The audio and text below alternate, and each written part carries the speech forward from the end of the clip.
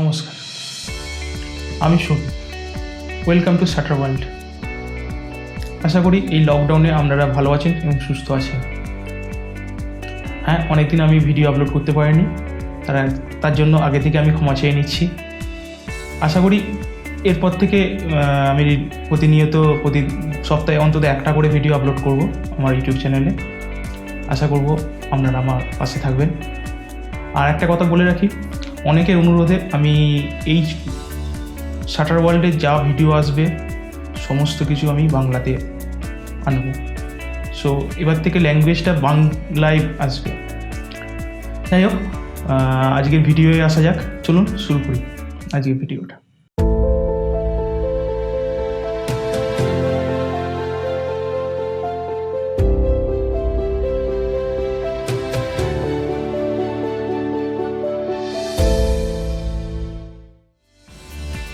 এই লকডাউনে আমি লক্ষ্য করেছি অনেকে খুব ক্রিয়েটিভ হয়ে পড়েছেন।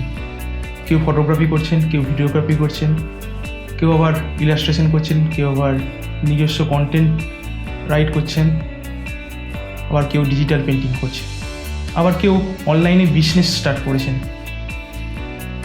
তাই আজকের ভিডিওটা আমি পুরোপুরি একটা অন্য রকমের একটা ভিডিও বানাতে চলেছি।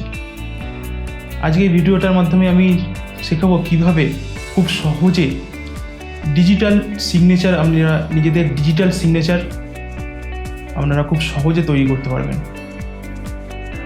হ্যাঁ, খুব সহজে কিভাবে ফটোশপের মাধ্যমে আপনারা নিজেদের নিজস্ব ডিজিটাল সিগনেচার বা ওয়াটারমার্ক তৈরি করবেন, সেটাই আজকে ভিডিওর মাধ্যমে আপনাদের শেখাবো।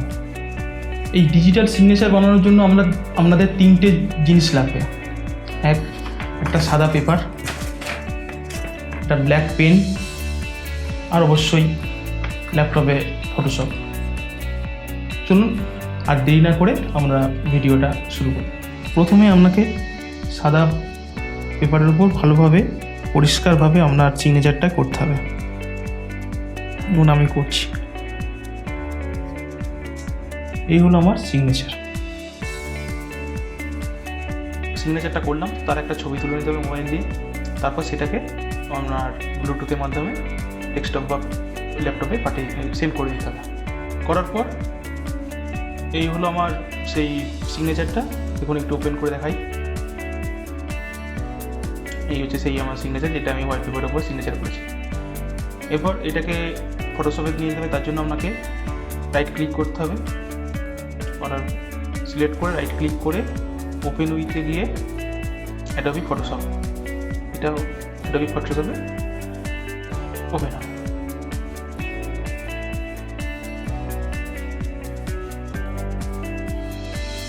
আপনি যে কোনো ফটোশপে ইউজ করতে পারবেন, যে কোনো ভার্সান ফটোশপে যে কোনো ভার্সান ইউজ করতে পারে। এবং এটা আমার অ্যাডোবি ফটোশপে ওপেন হয়ে গেছে। এবার প্রথমে আমাকে করতে হবে এটাকে একটু জুম ইন করে নিলাম, দেখি কোনটা ভালো আছে, কোন সিগনেচারটা ঠিকঠাক লাগছে আমার। সো প্রথমে আমি এই মিডিলেরটাই নিচ্ছি। নেওয়ার পর এটাকে ক্রপ করে নেবো। ক্রপের জন্য ক্রপিং টুল ইউজ করবো আমরা। যে কোনো ফটোশপে যে কোনো ক্রপিং ফ্ল্যাশগুলি পেয়ে যাবেন, ক্রপিং টুল। এবার এটাকে একটু ক্রপ করে মিডিলে নিয়ে আসার চেষ্টা করবো। এবারে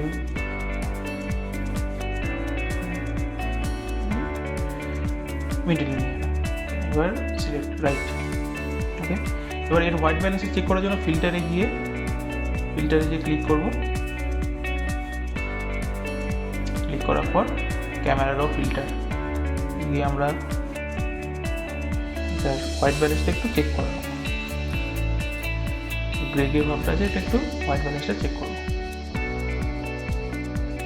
হোয়াইট ব্যালেন্স টুল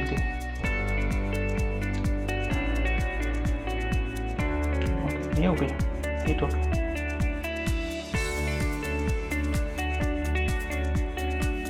আমার এবার আমরা ইরেজার টুল ইউজ করবো।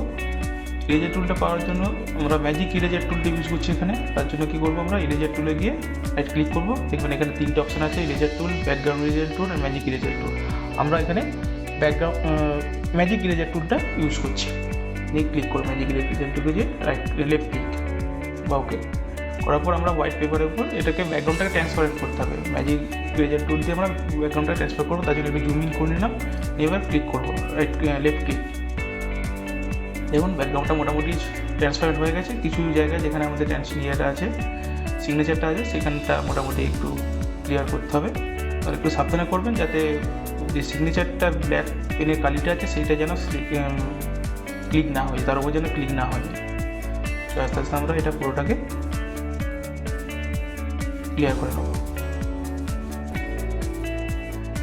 ওটা সব জায়গাটাকে আস্তে আস্তে ক্লিয়ার করে নেব। করে নিই, কারণ সাবধানে করতে হবে কাজটা।